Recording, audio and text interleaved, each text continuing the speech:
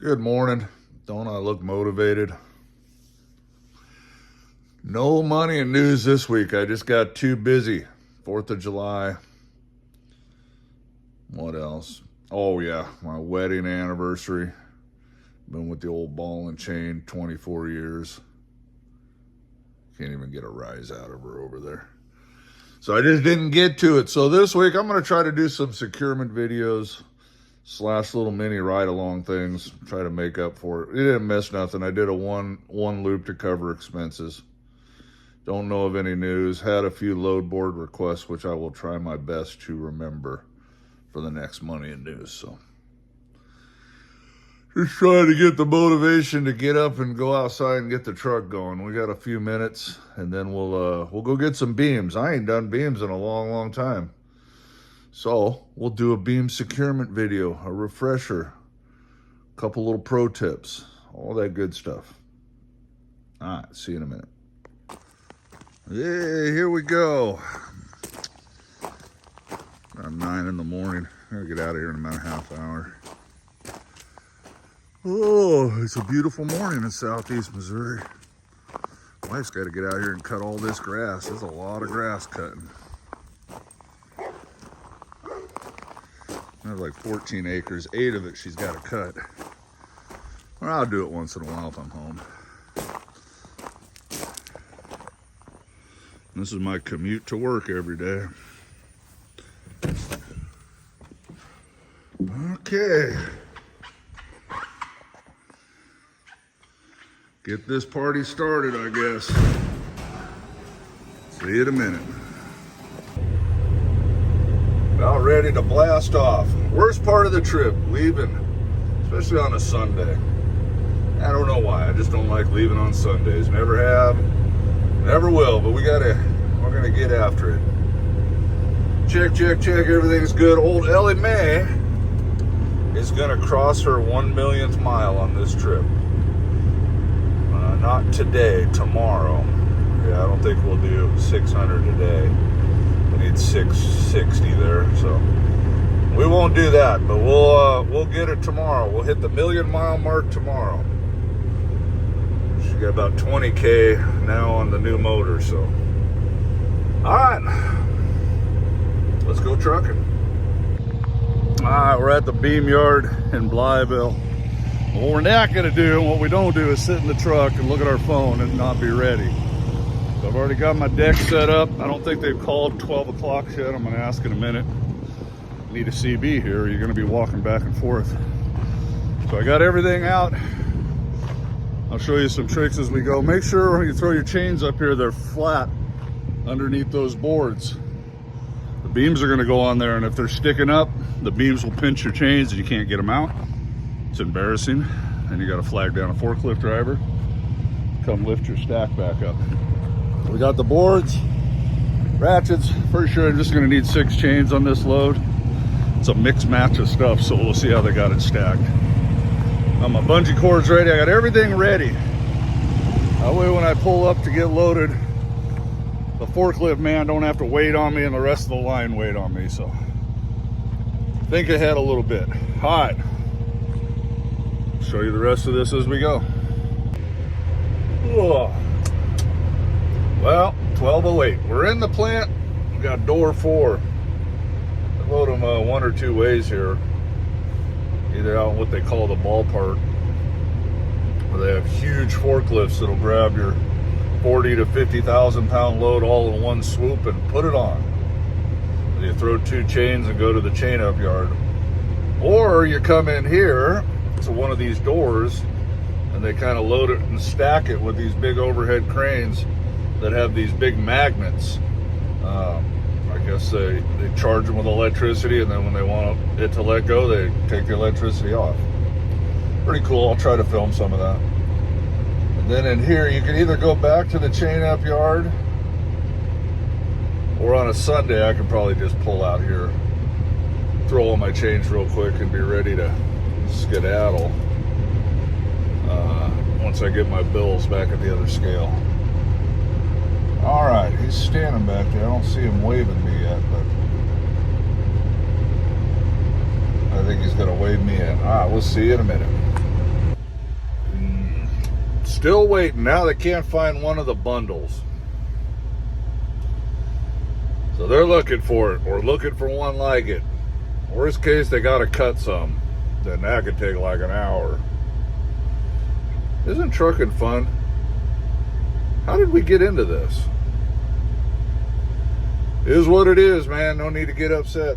Just sit here and watch YouTube, I guess. All right. Show you something when we can show you something. See you, bye.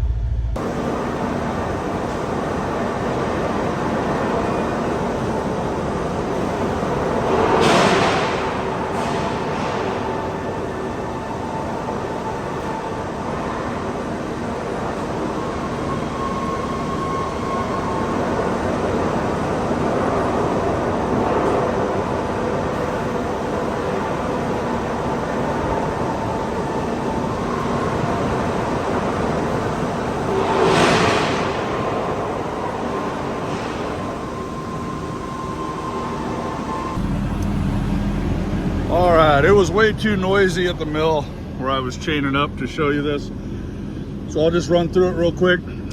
Took a couple hours. They bent one of the beams. I'll drop a picture in here.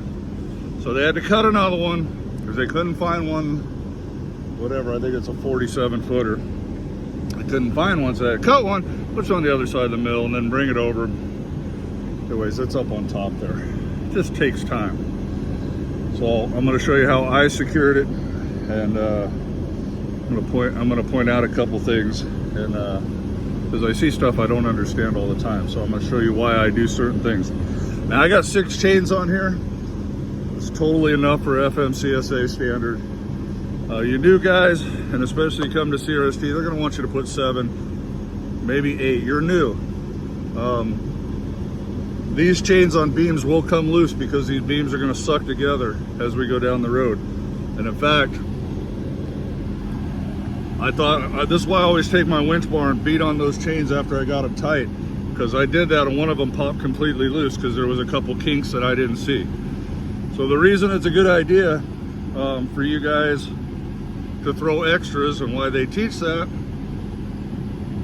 you don't have the experience I do, or guys have been out there for a while. So if you got 6 in there, all right, you're fine. I actually only really need 5. So if one comes loose, I'm still fine. 2 comes loose, I'm not.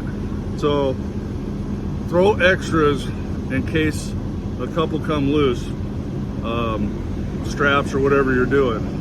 So you're over secured until you get your feet wet, I guess, get a few years in this and know what to look for. So anyways, let's just go through it real quick. Let me flip this around. Okay, right off the bat, you see I got 2 chains within the first 4 feet of each other. Probably don't need them because I'm not that far off my headboard, but I did it anyways. Okay, I alternated my binders so it don't twist the trailer, because it will.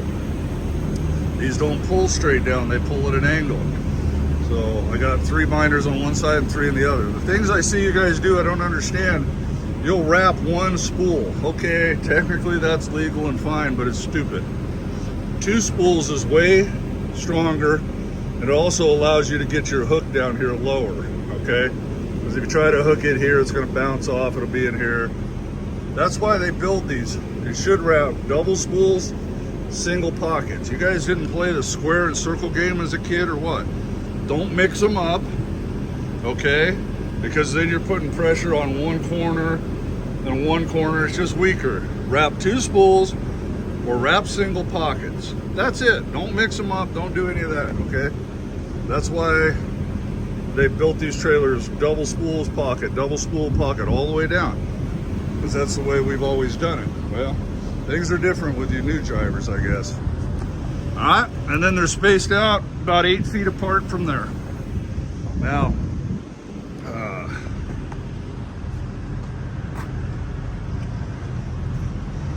this I showed you on my beam board video.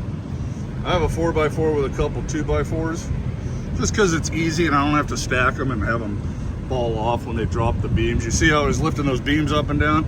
It'll knock those off, or another 4x4. But the reason we do that is so the beams set level and don't work their way back and come out of the stack. See how it lifts that up a little bit? back, okay? Now it's level. There's that one up on top that they had to cut. And my chains are touching the top two stacks, so I'm fine with that. But you can run straps through on each layer, whatever makes you sleep good at night, okay?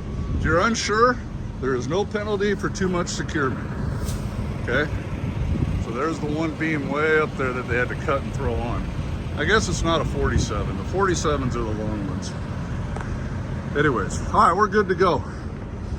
I've only gone about 45 miles because these will come together. See, there's still a little bit of room between those. As we go, those will scrunch together. So I'll have to tighten these chains up as I go. Next stop, probably stop again in 50 miles, no more than 100 when I get fuel. I can look back and see movement in the chains. If you have a trained eye, you'll know if that chain's loose. I can just see it dipping just a little bit in the mirror, so keep an eye on that, right? All right, guys.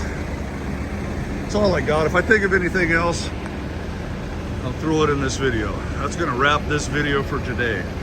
Refresher on beams, Securement, hauling beams. All right, guys, God bless you. Bye now. Oh, one last thing. Couple things, actually. I like ratchet binders because I could just reach up here and tighten them, okay, if I need to. That chain pops loose with a snap binder. I gotta undo it, grab a link or twist a half a link, get my bar out and all that mess, okay? Now, make sure you put this part against the beams, not your threads, because you'll bend the threads and ruin your binder, okay? And it won't tighten up. It'll bind on that thread up there. So if you gotta touch the beam, touch it with the round part of the binder, okay? Then take the time to take some bungees and wrap your chains up and look clean, huh? All right, I think that's it. All right, see you, bye.